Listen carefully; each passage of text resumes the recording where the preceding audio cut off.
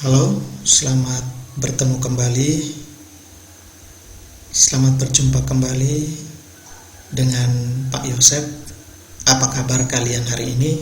Semoga dalam keadaan baik-baik dan selalu dalam lindungan Tuhan. Hari ini kita akan mempelajari tentang panggilan hidup berkeluarga. Yang pertama, kita perlu tahu tantangan dan cinta dalam hidup berkeluarga.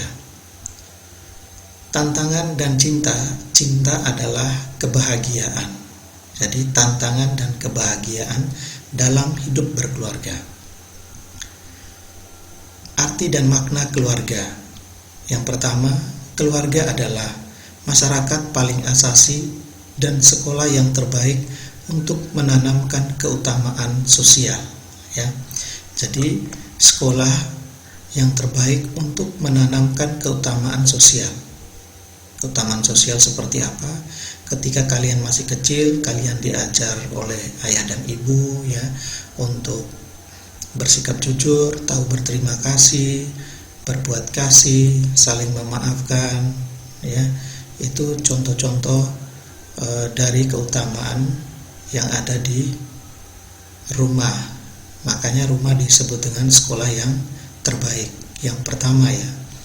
Menurut Konsili Vatikan kedua, dalam surat apostolik Familiaris Consortio tahun 1981, antara lain mengatakan hal-hal berikut. Yang pertama, keluarga adalah ikatan antara orang-orang yang berusaha supaya cinta mereka makin hari makin menghangatkan persatuan mereka.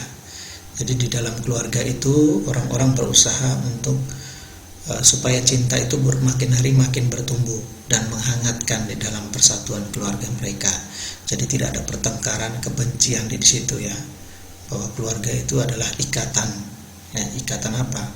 Supaya cinta semakin hari makin menghangatkan.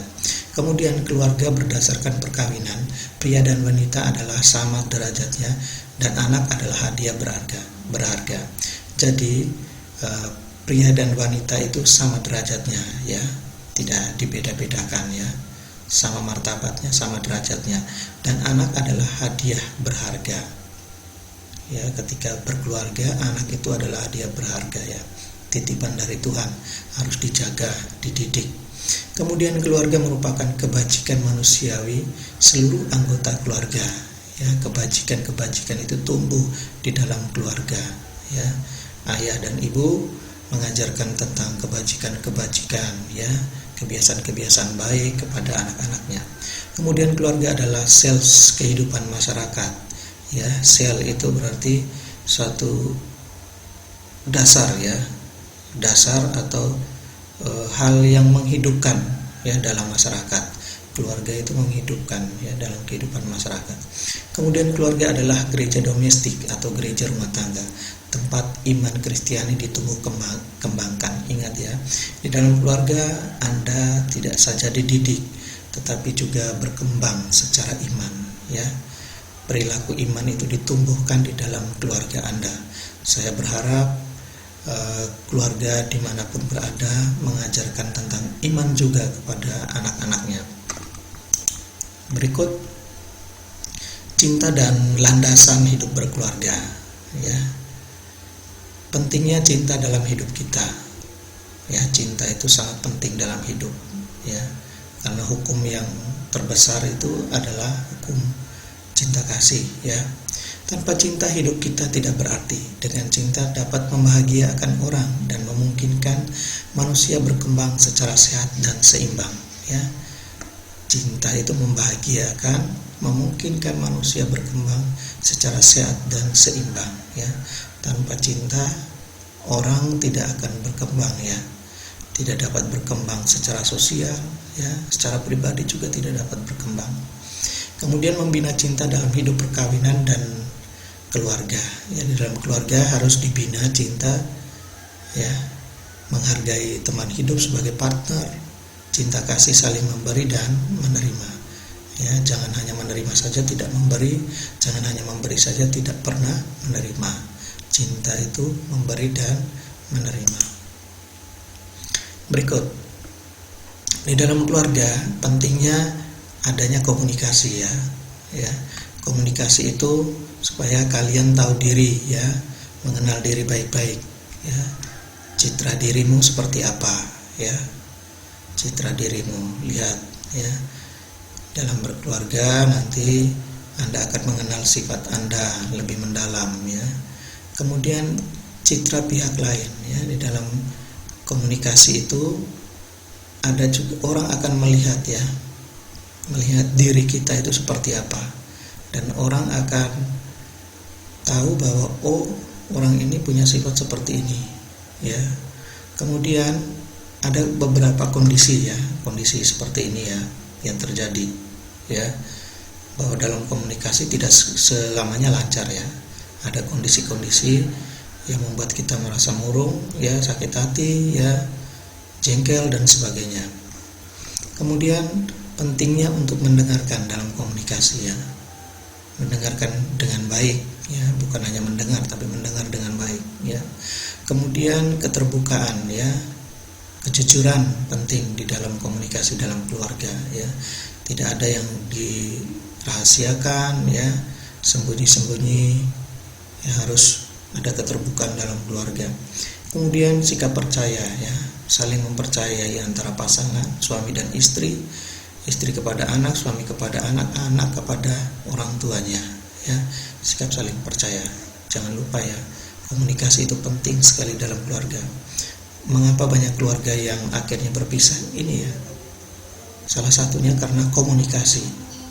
Komunikasi ini tidak jalan dalam keluarga ya, saling curiga ya, saling menaruh curiga ya, atau mendengar omongan orang ya, atau tidak percaya pada pasangannya. Kemudian rintangan dalam komunikasi ini ya, egois ya, menang sendiri ya, tidak mau menerima pendapat orang lain ya, yang penting saya ya, saya tidak mendengarkan orang lain. Ini egois ya. Kemudian emosi ya, dalam keluarga hindari yang namanya emosi berlebihan ya. Kalau emosi berlebihan bahaya. Kemudian permusuhan satu dengan yang lainnya. Kemudian pengalaman masa lampau ya, sering ya terjadi. Orang dalam hidup berkeluarga itu banyak sekali kendala-kendala ya, mengingat-ingat terus masa lampau yang suram gitu ya, yang tidak baik diingat terus. Kemudian pembelaan diri ya, dalam keluarga ada juga nih pembelaan diri nanti ya, ini tidak akan terjadi komunikasi dalam keluarga. Kemudian hubungan yang retak ya, hubungan retak bisa terjadi karena apa saja ya, karena saling tidak percaya lagi ya, tidak ada keterbukaan dan sebagainya. Kemudian bentuk komunikasi, ada beberapa macam komunikasi dalam hidup berkeluarga. Yang pertama diskusi ya, jangan lupa. Dan keluarga juga ada diskusi ya, tentang sesuatu lah. Kemudian ada dialog ya, terjadi dialog antara ayah dan ibu ya, antara ibu dan anak-anaknya, antara bapak dan anak-anaknya. Kemudian bahasa tubuh ya, bahasa tubuh, senyum ya, perasaan sedih, perasaan gembira, itu ada semua sini ya, dalam bentuk-bentuk komunikasi. Kemudian bentuk komunikasi dalam keluarga itu antara suami dan istri adalah hubungan seksual ya. Ini yang menandakan cinta antara suami dan istri ya, ketika sudah menikah ya. Ketika sudah menikah, kemudian ada yang namanya hubungan seksual ya. Kemudian tugas dan kewajiban dalam keluarga, suami terhadap istri dan keluarga ya. Suami itu sebagai kepala keluarga, suami sebagai partner istri, suami sebagai kekasih istri ya. Kepala keluarga, partner dan kekasih ya. Bukan suami sebagai kepala keluarga yang otoriter gitu ya, tidak ya, harus jadi partner istri yang baik ya. Kemudian istri terhadap suami dan keluarga ya, istri sebagai hati dalam keluarga. Ingat ya, hati dalam keluarga, istri itu sebagai hati ya, dengan perasaan yang lembut ya, kelembutan, kemudian kebaikan hati ya. Biasanya seorang ibu itu punya perasaan-perasaan seperti itu.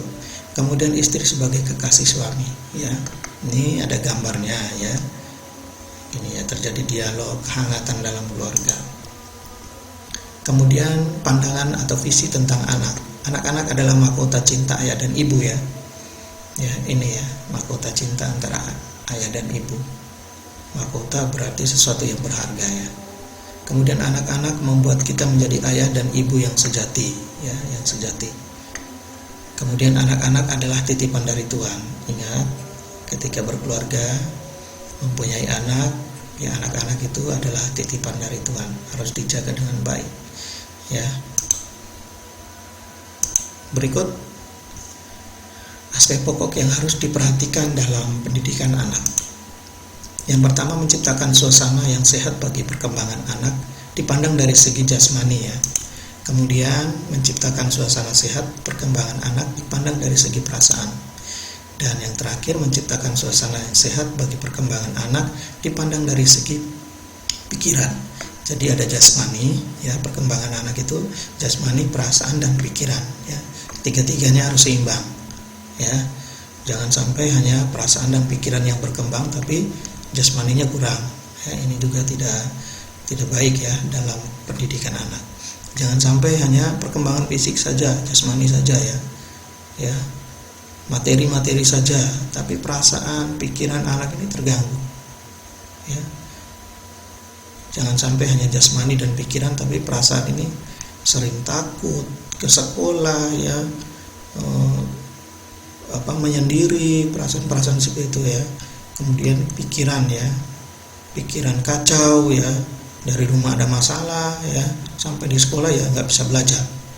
Jadi ini jasmani dan perasaan dan pikiran harus dijaga, ya, dalam perkembangan anak, ya.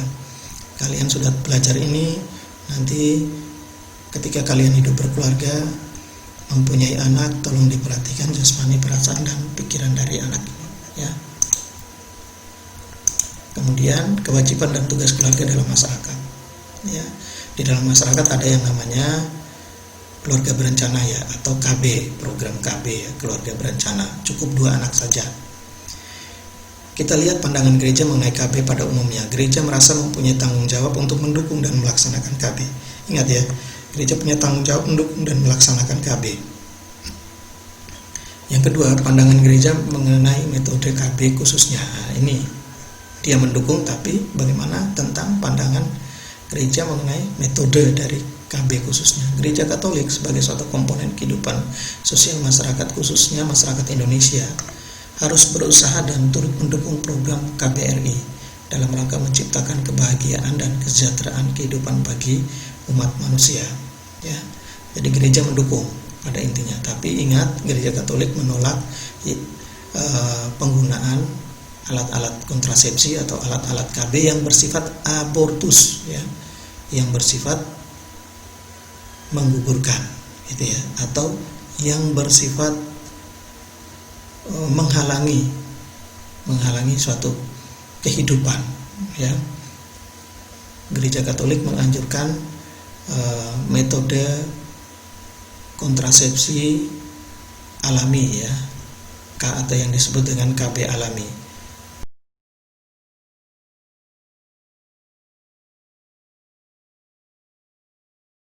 Oke. Ini kewajiban dan tugas keluarga dalam masyarakat. Salah satunya ini, ya, melaksanakan program KB. Dan masih banyak lagi, ya, kewajiban tugas keluarga, ya. Di lingkunganmu masih banyak, ya, ikut ambil bagian dalam kegiatan-kegiatan lingkungan. Terima kasih, ya. Tuhan memberkati. Pelajaran kita sudah selesai. Semoga materi ini cukup membantu kalian untuk mendalami tentang panggilan hidup berkeluarga.